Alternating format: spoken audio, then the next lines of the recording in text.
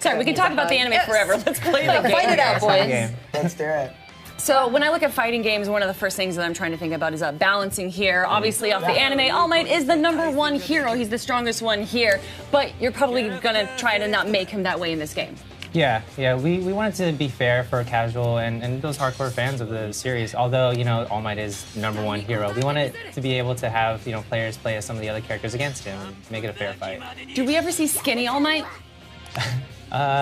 We'll be sharing more info We'll be sharing more info soon. on Okay. our social channels. I feel like we're going to hear that a lot during this interview. That's okay. I'm still gonna ask all of them. You guys can just turn me down every time. One of the coolest things about this game is you have your main character, but you also have these 2 sidekick characters that you can use. And those sidekick characters will come out and use their quirk to aid you however you want in your battle. So sort of like a Sis in Marvel vs. Capcom, except you can't summon them. Right, exactly. Or you can't play as them, Yeah. I should say. Yeah. Right. So how did you decide which characters we were going to be playing as directly and which ones were going to be our assists? You Well, want to take that? yeah, well, every character has an awesome quirk. So the more you play with each character, you kind of get to know and feel how they play within the game, and then it's up to you to choose who you really like. I really like Ochako because she uses gravity. I can pull her in to float Cyrus over here up, so I can continue my combos. I'm not gonna let him do it though. The casual savagery while talking. I know, right? I was like, maybe we should show them a little bit of the gameplay, and then Randy just came in and started attacking. But it's okay.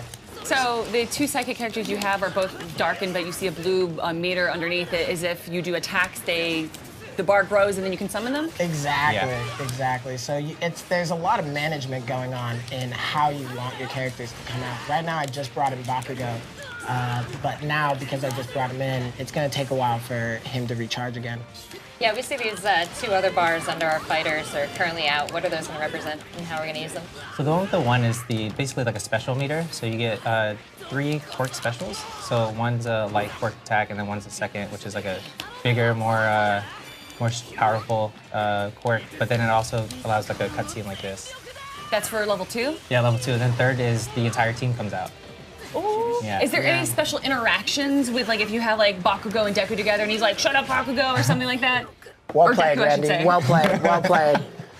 Told you, Cyrus. That was good. That was It's good. his birthday. You're It's a letting him 2 out of win, 3. right? It's a 2 out of 3, and I don't want him to, be sad on his birthday. Oh, really? Generous of you. I know. I'm such a good friend, right?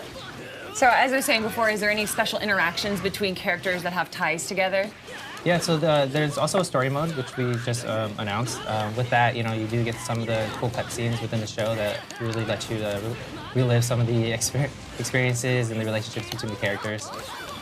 Will we be changing up costumes as we go through, and can you tell us any future ones coming? So there's actually a whole new mode that we just announced, which offers up character customization, where you can put on a bunch of different costumes from different characters onto whichever main character you want to use. So Deku can wear an All Might costume? Exactly. Oh, my heart, no. What about our uniforms? Do they have uniforms? Are we in there? Yeah, they're in there. You guys are focusing so hard on the game. There's clearly a lot at stake here. So as fans of the games yourself, what has been your most joyous thing to kind of notice that is included here? I just love seeing the quirks brought to life. Just seeing Deku right here. Yes. Like that awesome. finger, Yeah. egg in the It looks microwave. beautiful. And right now, Deku is actually in. Oh man, Sorry, well Cyrus. done, well done, well done. That was good. That was good. We'll play again though. Right now, Deku is actually in full cow mode, which makes his abilities a bit stronger, just like in the show. I love it. I love it. So when you talk about the abilities getting stronger, we also talk about balance when it comes to fighting games competitive here. Are you more concerned with making this a fun game for the fans of the anime and the manga to play through, or is this also going to have a bit of a competitive side to it? I mean, you can see just from Well, Randy from you and two, I, obviously, there's... we're definitely competitive. There's a lot of fun aspects to this game that make it available for that competition, but we really just want the fans to have fun. Well, beyond competition, for me, it's about the story mode. And you said that this is towards the end of the 2nd season. Is that where the story mode takes place, or is it kind of its own unique story? So that's where the story takes place, and then you get to relive some of the current scenes that's going on right now in season 3. With that, there are some original scenarios in there. We're not going to share too much about that, so we want players to really experience it. But what we can say is that when you jump into this game, you can play the hero side as well as the villain side, which offers you For the story? which Yeah. offers you a whole new. That's legitimate. Well, the whole anime does a really stories good to jump job into. telling both sides of the Yeah, story. yeah, exactly, and we wanted to showcase that in Once Justice as well. I'll play All Might. I'll play All Might. I'll play All Might. How about that? He's my favorite. I'll play as Dobby. Dobby? I'll play as Dobby. Okay, okay. He's pretty cool. He's a fan favorite, honestly. Him and Toga are really well liked by the community. And we're getting a sneak peek of some of the stages here, but can you give us a little more insight onto, will we be going along with the story as we unlock the story? The stages will become available to fight on. Yeah, exactly. You know how it goes. I'm just sort of making sure for myself Yeah. so I can promise myself what's to come. I don't want to get too excited, but I am really interested to see what those new scenarios that you guys are going to be adding, particularly for the game. When you added those in, were those in collaboration with the creators of My Hero? And do they, are they canon? Is that the way to ask it? I feel like it's something for the fans to experience, but we are working closely with the creators and the series Is there production any team. is there any instances in the map where you like knock down a wall and go through a mountain, and then you end up in another like location? Not There's necessarily, no but scene change. Okay. But most, if not everything, in the stage is destructible, as you can see when All Might is throwing his quirk back at Dobby.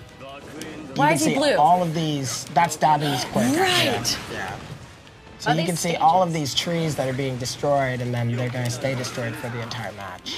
Yeah, this stage is massive. Can you take us to some of the limits of the... Let's just run.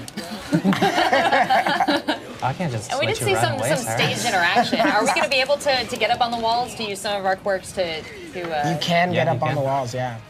What was the Fight goes decision for vertical. that? We just wanted to make it over top, as fun as possible for the Yeah. fans.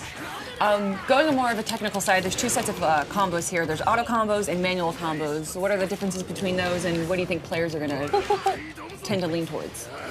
I think it depends on the player itself. So the normal mode is really for the casual fans that just want to kind of experience the quirks, but somebody who wants to get more technical and like kind of chain combos, the manual is the way to go.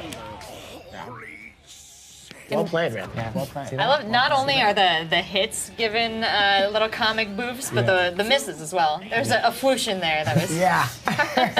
It's got a little bit of a call out. The comic book feel is also in the story mode as well. You're going to see when you are playing these episodic scenes, it really showcases it like a comic book. How difficult, though, was it to turn these quirks into sets of moves and everything? You know what? It's always a good time trying to create something from a kind of a 2D environment and bringing it to life. But I think the developers did a really great job just bringing everything, the cel-shaded animation here, just Oh no, I missed! I missed! to see. I'm doing it again for the fans. He has the classic It's for the smashes, fans. of course. Oh, you no! got wrecked again! No Detroit Smash for you. What other systems aren't we just seeing right now, like obviously, that are in the game that maybe FGC players would want to know about? So there's a guard break attack, which is pretty cool. As you can see, when Cyrus hits me, he turns like a bright yellow, Right. which means it does a lot more damage than usual, and you're able to kind of fight through attacks. Absolutely. Yeah, conveying that information visually was a huge help to people who are kind of unfamiliar with those minutia of fighting games. Yeah. As I cannot wait for this game to come out. Where can I keep track of it? When's it coming out? And 魂の鼓動かなんつってダークシャドウ正すための犠牲だ生かす価値はない好きにはさせねえぞ遊びましょうか負けるか正義が脆弱さ暴いてやる僕が助けるんだつけようか決着を